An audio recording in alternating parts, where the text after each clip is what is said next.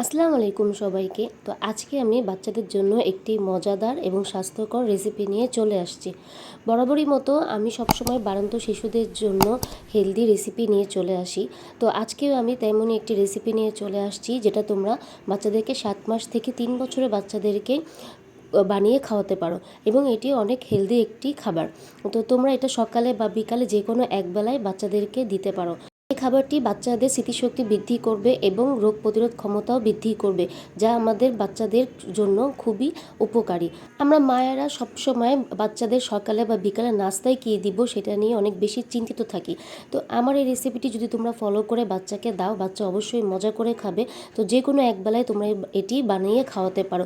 ঝামেলা ছাড়াই কয়েকটি উপকরণ দিয়ে তোমরা এটা খুব সহজেই রান্না করে দিতে পারো তোমাদের শিশুদেরকে। তো রেসিপিটি তৈরি করতে আমার কি কি লেগেছে চলো তোমাদের সাথে আজকে আমি শেয়ার করি। তো এখানে আমি নিয়ে নিয়েছি কয়েকটি কিশমিশ, এরপর 4টি খেজুর, 1 চামচ চালের গুঁড়ি, আর হচ্ছে এখানে একটা এলাচ আর একটা দারচিনি, আর নিয়ে নিয়েছি গাজর কুচি। এখন আমি রান্নাতে চলে যাব। আমি এখন একটি পাত্রে গরুর দুধ দিয়ে দিব।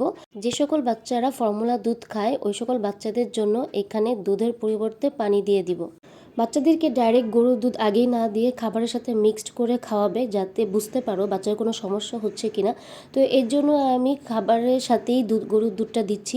তো এখানে আমি দুধের সাথে হাফ কাপ পানি মিক্সড করে নিব।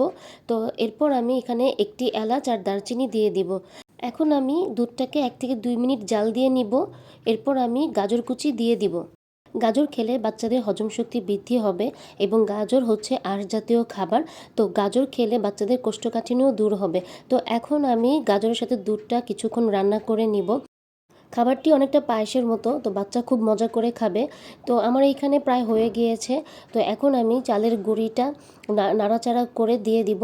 নিচে লেগে থাকে, তো এই জন্য একটা চামচের সাহায্যে চালের গুঁড়িটাকে আস্তে আস্তে দিয়ে দিব।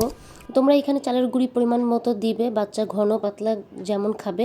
তো এখানে আমি পরিমাণ মতো দিয়ে দিয়েছি। এখন আমি এটাকে নাড়াচাড়া করে নিব এবং কিছুক্ষণ রান্না করে নিব। যতক্ষণ না আমার এটা ঘন হয়ে আসে ততক্ষণ আমি রান্না করে নিব। বাচ্চাদেরকে একটু ঘুরিয়ে ফিরিয়ে খাবার দেওয়া উচিত, কারণ বাচ্চারা একই খাবার বারবার খেতে চায় না। তো তোমরা যদি আমার রেসিপিটি ফলো করে রান্না করো বা সকালে যে কোনো একবেলায় দাও, তাহলে বাচ্চা খুব মজা করে খাবে।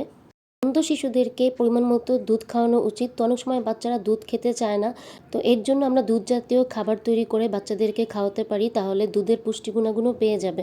তো আমার প্রায় রান্না হয়ে গিয়েছে।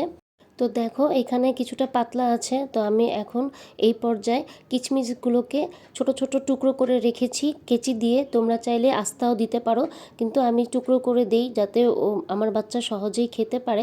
তো এভাবে করে তোমরা ছোট ছোট টুকরো করে দিতে পারো। তো এখন আমি এর মধ্যে কিশমিশগুলো দিয়ে দিব। আমার রান্না হওয়ার আগেই দিব, তোমরা চাইলে নামিয়েও দিতে পারো। তো এখন আমি একটু নাড়াচাড়া করে নেব। তো এ পর্যায়ে আমি যে খেজুরের রস করে রেখেছিলাম সেই খেজুরের রসটা এখানে দিয়ে দিব।